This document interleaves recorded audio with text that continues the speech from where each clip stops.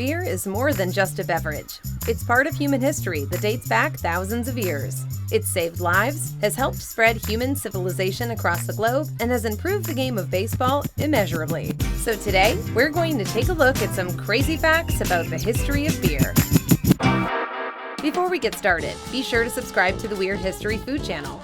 After that, please leave a comment and let us know what other beverages you would like to hear about. Okay, it's Miller time. Just so we're all starting off on the same page, beer is a drink made up of barley, hops, yeast, and water. There are a seemingly infinite variety of beers these days, but from the darkest stout to the lightest pilsner, all variations are still derived from this basic formula. If it ain't broke, don't fix it. That's how we get Bud Dry. Other grains, such as wheat, are sometimes used instead of barley, and sometimes additional adjuncts, like fruit, chocolate, or coffee, are added if you want to get all fancy at your tailgate party, but the basic process has always been the same: brew, ferment, and drink. Exactly when and how someone figured that out is unknown, although we can be certain it was the result of history's very first hold my beer. Experts generally believe beer was developed alongside cereal agriculture. Grains are staple crops and can grow in more varied climates than grapes. As such, the means to make beer would have been more widely available than wine. What would you do if you had a time machine? Probably the same thing everyone would do.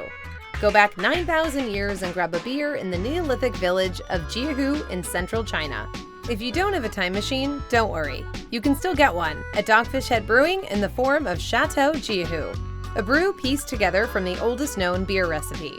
For the record, no time travel was involved. Dogfish Head was able to deduce the recipe from excavated pottery jars with the help of biomolecular archaeologist Dr. Patrick McGovern of the University of Pennsylvania Museum. The recipe includes things like chrysanthemum flowers, wildflower honey, rice flakes, and hawthorn fruit. It's a bit of a step up from Milwaukee's best.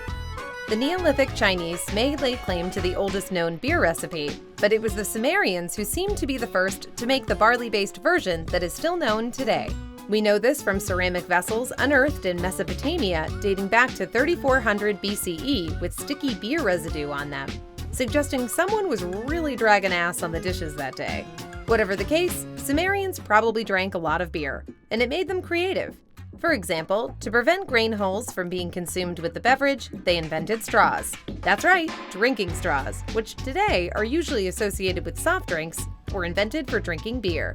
They even like to sing about their beer as part of their religion. The Himton and Kasi, which dates back to around 1800 BCE, is an ode to the Sumerian goddess of beer, sort of like an ancient version of that Chumbawamba song.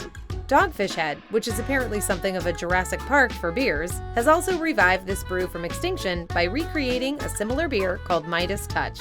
It's based on ingredients found in a 2,700-year-old drinking vessel that was discovered in the tomb of King Midas. And if he drank it, you know you want to try it, because Midas was a man known for his good decisions. You knew we weren't going to get through the entire history of beer without some Vikings showing up. Many Viking families would have a special brew stick they would use to stir the elements of their beer. These sticks appeared to have a magic power that caused the transformation to begin, but magic had little to do with it, other than the magic of beer, we mean. In reality, the brew sticks had yeast cultures growing on them, and the yeast is what started the transformation. And even though they didn't know it, by using the same stick to stir batch after batch, the brewer could ensure that a single strain of yeast could be used again and again. It also probably saved a fortune on new sticks. Germans take beer very seriously. They sort of take everything very seriously. But they feel so strongly about beer that they actually created a law around brewing it. In 1516, they formally passed the Bavarian Purity Law called the Reinheitsgebot. The law stipulated that beer would be made with only 3 ingredients: barley, hops, and water, and the penalty for using anything else was a case of old room-temperature lager. Okay, not really. The penalty was just a limit on how much you could charge for offending beverages. But we think our idea would have kept more renegade brewers in line. You might have noticed that yeast isn't one of the mandatory ingredients. Well, yeast hadn't been discovered at the time, but the law was later amended to include yeast after Louis Pasteur discovered it in 1857. Today, it has numerous exceptions for alternate types of brew. Interestingly, the original purpose of the beer purity law wasn't about flavor or anything, but to prevent certain kinds of price competition between local brewers and bakers. And some have suggested it also may have been intended to protect local brewers from foreign competition by requiring ingredients more likely to be found locally, although that is mostly speculation. Whatever the case, this law formalized a standard that became the basis for keeping beer safe and pure, as well as providing a great marketing shtick for German microbreweries. Anything less is against the law. It's widely believed that the Pilgrims wound up at Plymouth Rock because the Mayflower ran out of beer. The Mayflower had initially intended to sail to Virginia, but when it arrived on the rocky shores of Plymouth, Massachusetts in 1620, the captain of the ship noted that they were running low on suds. Must have spotted a 7-Eleven on the shore.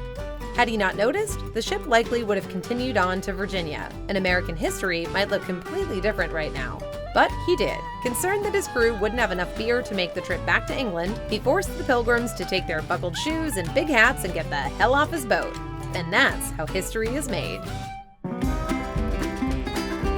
Well before it was on Ray Charles's mind, the state of Georgia existed as a work colony for those in debtor's prison, otherwise known as every Charles Dickens character. Prisoners were intended to work off their debts, but there was a problem. Okay, so there were a lot of problems, but the one we're specifically referring to is a rule banning alcohol. Turns out, the only local water source was contaminated. Without alcohol, there was nothing else for the prisoners to drink. Eventually, people began to talk of rebellion until the guy in charge, Major William Horton, finally got the message. In an effort to prevent a violent riot, he lifted the no alcohol rule, which was probably a smart move.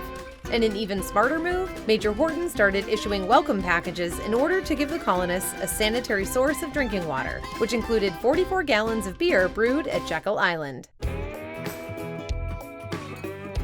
Right around the time he was 25 years old, future founding father George Washington was a military man stationed at Fort Loudon in central Pennsylvania, because some wars do occasionally reach Pennsylvania. While stationed there, Washington picked up a notebook he carried as colonel of the Virginia militia during the French and Indian War and jotted down a recipe for what he called small beer. Small beer has less alcohol than regular beer, and experts believe Washington's inclusion of the recipe in a military notebook suggests troops of the era might have consumed it instead of water, or that he had simply run out of paper of his own and really didn't want to lose this small beer idea. Washington's small beer takes just over a day to make, and it's heavy on molasses, probably because it doesn't taste so hot. But if you're curious, you might be able to find out for yourself. Historical beer connoisseurs have been known to brew up batches from time to time. On December 31st, 1759, Arthur Guinness, a man whose name would someday be synonymous with thick beer and world records set by people drinking the most beer, leased a rundown brewery located at St. James Gate in Dublin for £100 down and 45 more per year. Guinness apparently liked the location quite a bit because he had the term of the lease set at 9,000 years. That means when the lease expires, it will be the year 10,759. For context, the original Star Trek takes place in 2265, and they don't have any beer. Terrible. It has no bite. Guinness made good use of the compound, which was near the River Liffey and originally spanned 4 acres. It contained a brewhouse, grist mill, stables, and 2 malt houses. By 1833, it was the largest brewery in Ireland, and by the 1880s, it was the largest brewery in the world. What will it be in the year 10759? Only Doc Brown knows for sure. Back in 1919, the United States ratified the 18th Amendment and Prohibition became the law of the land. It's generally agreed that this period of American history sucked because organized crime outfits took advantage of the ban to build up tons of money and power. But mostly, it sucked because you couldn't get any alcohol. You couldn't even make any booze. Right from the start of Prohibition, homebrewing was a federal crime. Even after Prohibition was repealed with the ratification of the 21st Amendment in 1933, homebrewing remained illegal. But in 1978, Jimmy Carter signed a law that allowed households to brew up to 200 gallons of homemade beer tax-free. Guess that explains Billy Beer. But I still can't figure out what to do with the outside of a peanut. That's a whole problem.